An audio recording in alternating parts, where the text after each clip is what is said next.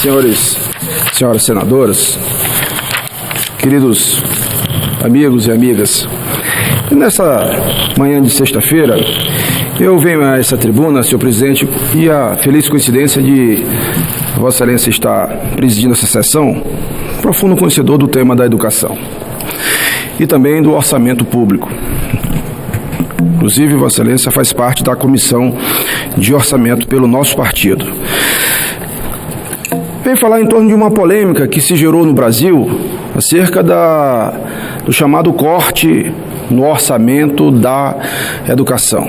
Corte de 30% no orçamento da educação. Em verdade, não existe corte. Corte é aquilo que você faz que você não pode ter mais. O que existe, de fato, é um contingenciamento. Contingenciamento é uma ferramenta de gestão utilizada por esse governo e por todos os governos anteriores e todos os governos da República. Quem não utiliza essa ferramenta incorre em crime de responsabilidade, segundo o artigo 9º da Lei de Responsabilidade Fiscal. É até o contrário, não contingenciar comete crime. E já tivemos casos de presidente da República ser impedido de governar exatamente por crime de responsabilidade fiscal. Ora, o que significa isso?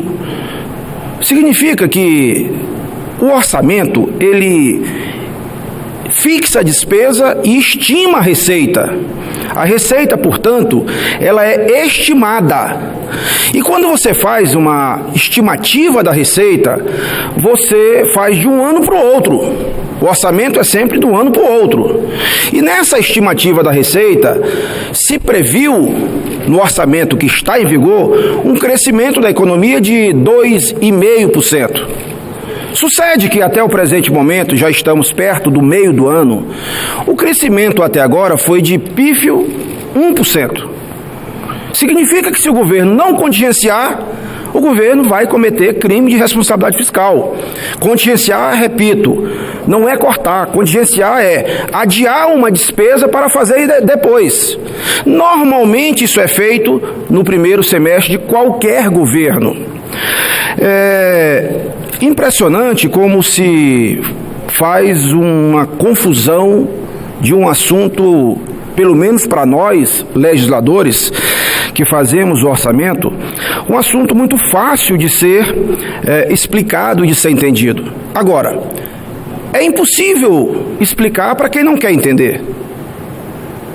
Eu não estou aqui tendo a pretensão de querer explicar para quem não quer entender. O Brasil está muito dividido.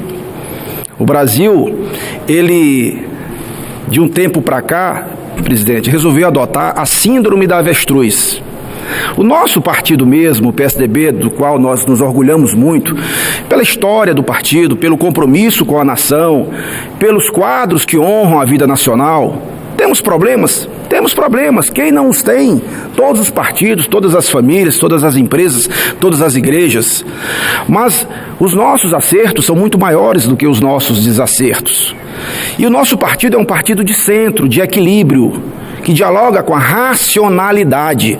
Racionalidade que o Brasil perdeu de vista nas últimas eleições. As eleições passadas, exatamente pela covardia da classe política de dialogar com a realidade, adotou a síndrome da avestruz e resolveu empurrar a cabeça dentro do buraco diante de qualquer dificuldade. Essa casa mesmo aqui já fez isso várias vezes. E aí, o mau humor da população vai crescendo cada vez mais, porque não entende determinadas coisas. Ou a gente vai achar que lá no Nordeste, ou mesmo aqui no Distrito Federal, nas comunidades mais carentes, alguém vai entender o que é contingenciamento, o que é PIB, vai entender que o PIB crescendo 1%, a arrecadação tributária cresce 3%, que se o PIB não cresceu como foi estimado na lei orçamentária, não tem arrecadação. Não tem arrecadação, não pode ter a despesa. Porque se fizer a despesa sem estar previsto em lei, é crime. Vem cá, o Lula fez isso? Fez inúmeras vezes, corretamente. A Dilma fez isso? Fez inúmeras vezes corretamente. O Bolsonaro está fazendo? Está fazendo corretamente. Mas ele fez só na educação? Não! Por exemplo, nas Forças Armadas, no Ministério da Defesa, o contingenciamento, ele foi de cerca de 45%. Na Marinha, 75%. Ora, contingenciamento é linear, se faz em todas as áreas. Isso mostra que nós estamos dançando na beira do abismo, só isso. Por quê? Porque a grande maioria do orçamento da educação, que é necessário registrar o óbvio, a educação tem um orçamento constitucional. Os municípios e os estados são obrigados a investir 25%, no mínimo. A União, 18%, no mínimo. Portanto, não pode falar em corte. Agora, do orçamento da educação, senador Girão, quase todo o dinheiro é para pagar pessoal, aposentados, professores. Saiu na Globo agora, nas televisões, ganhando da USP 25 mil funcionários, 2.500 professores ganhando 60 mil reais por mês. 60 mil, o dobro do governador, cujo a regra é que não pode ser acima do salário do governador, mas tem os atalhos. Isso demonstra a necessidade de votarmos a reforma da Previdência. Por quê? Porque o ano passado era um pouco menos do orçamento para isso, o ano retrasado um pouco menos ainda.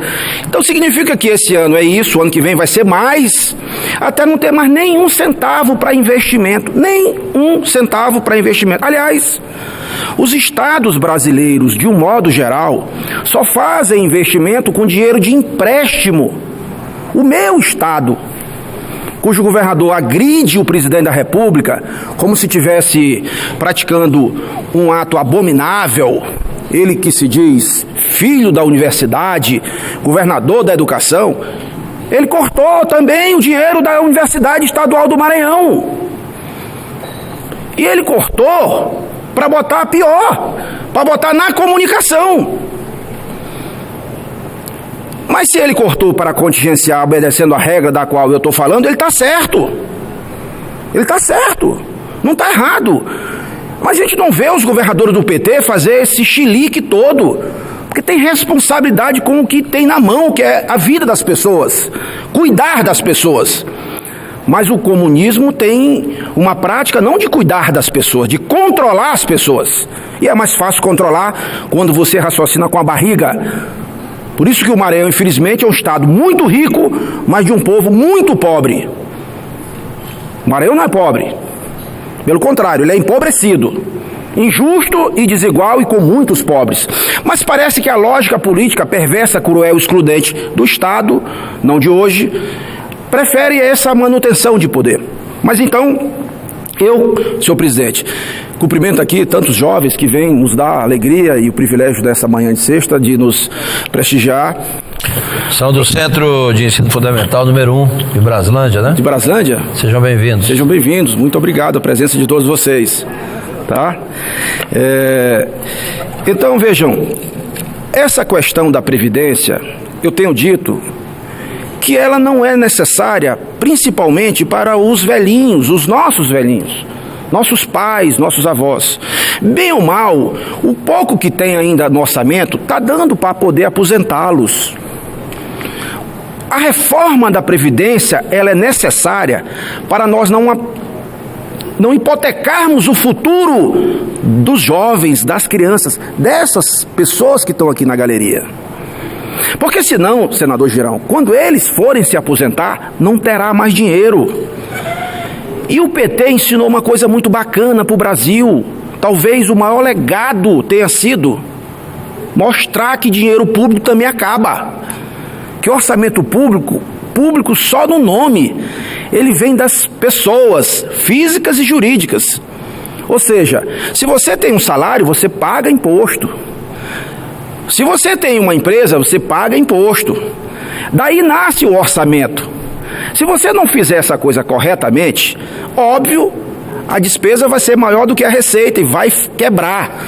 Isso é muito simples de entender. De tal modo que eu quero, nesse dia, que estamos aqui na semana em que teve uma manifestação pelo país inteiro, como se a favor da educação. Quem pode ser contra a educação? Quem é aqui nessa casa, por exemplo, com seu estado de temperatura e pressão normais, pode ser contra a educação?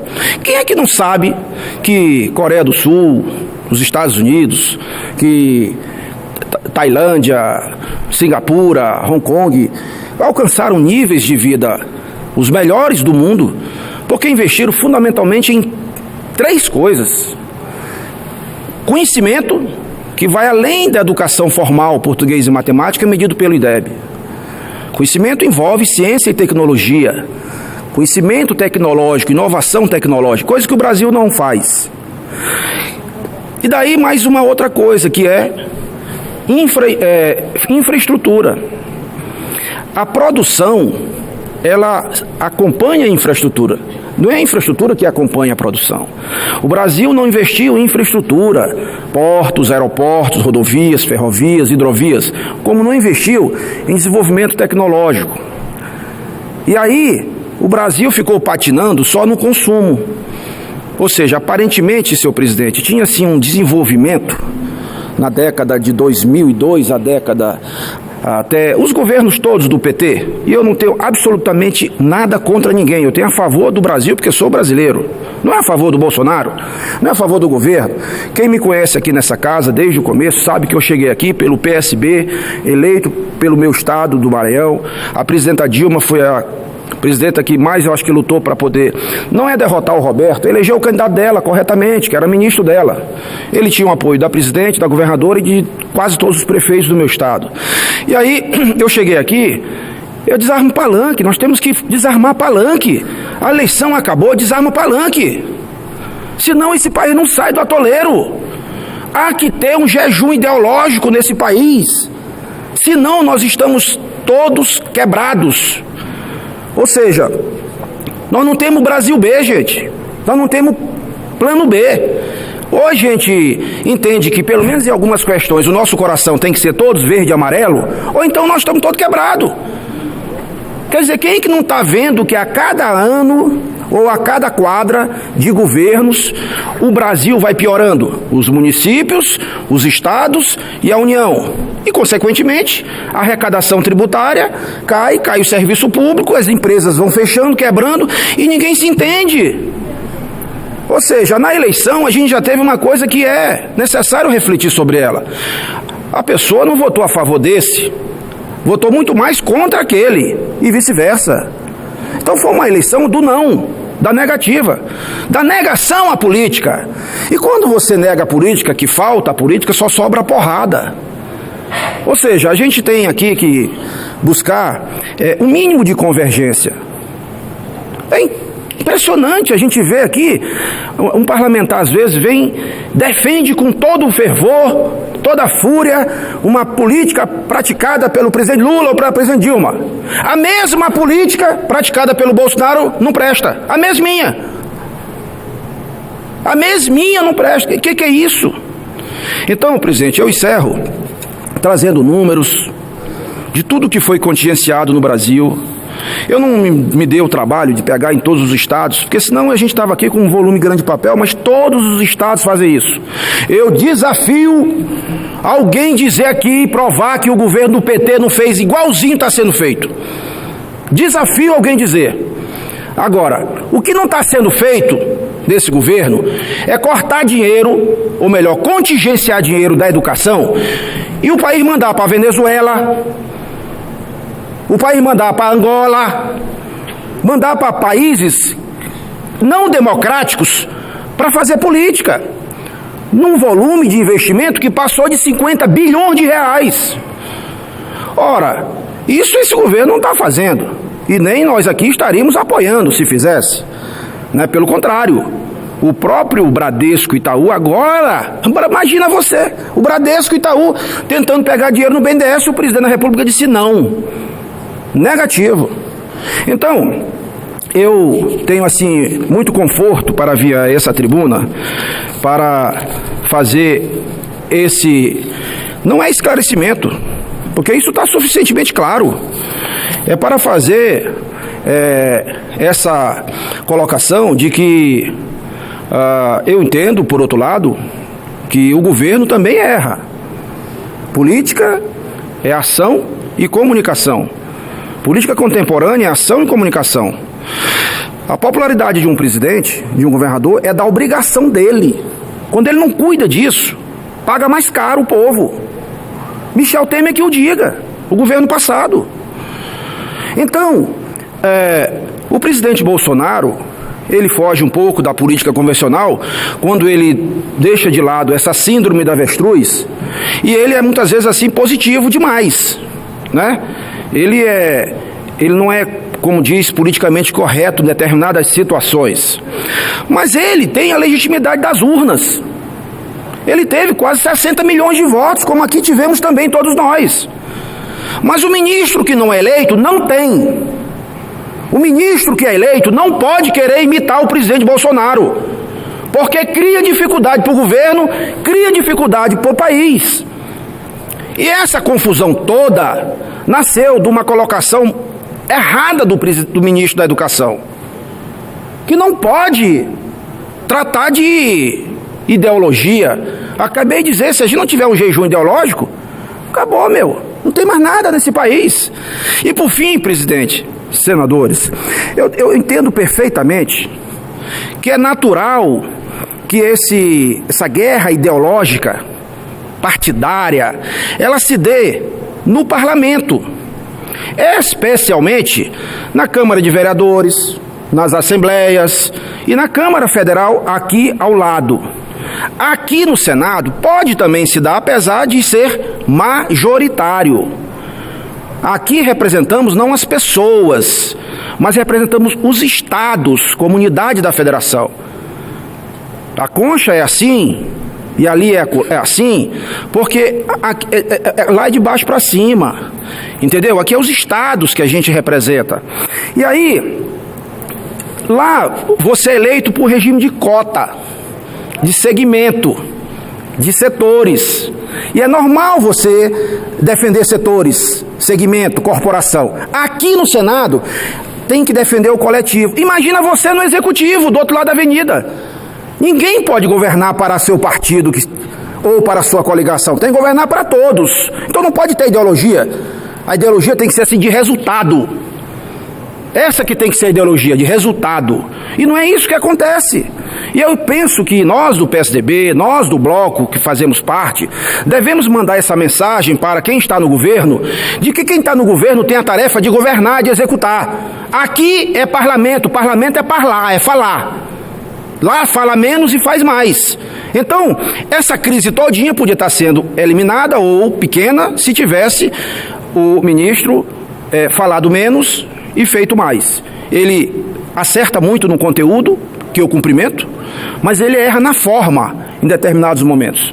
Por isso é que tem nós que muitas vezes vim aqui a essa tribuna para poder colocar as coisas no seu devido lugar, para não fazer o país perder o rumo em que nós apontamos. Nós todos daqui e, sobretudo, o povo nas urnas no dia das eleições. Muito obrigado, senhor presidente.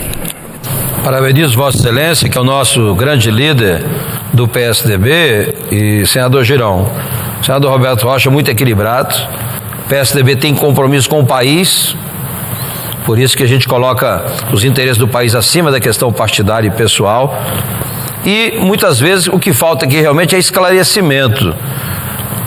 O senador Roberto Rocha falou muito bem essa questão do corte, que foi anunciado que não é corte, é contingenciamento.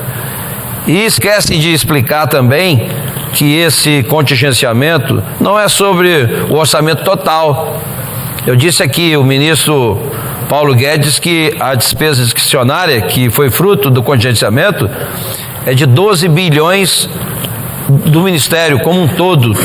30% de 12 bilhões são 4, 5 bilhões, porque existe essa, não sei se é 12, se é 14, mas a diferença é mínima.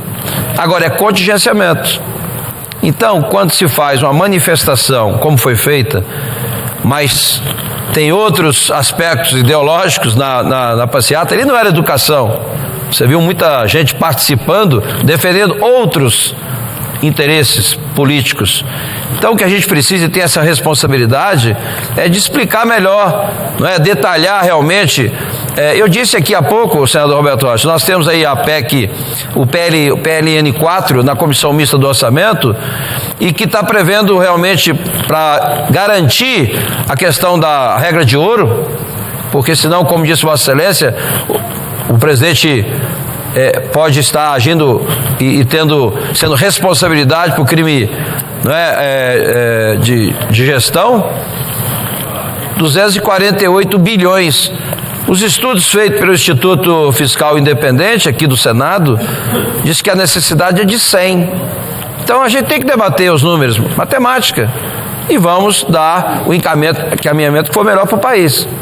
Se há realmente necessidade, de suprir recursos para a educação ou para a ciência e tecnologia, podemos simplesmente fazer uma emenda destinando parte disso para evitar realmente cortes ou contingenciamento excessivo. Então, parabéns, Vossa Excelência, pelo pronunciamento.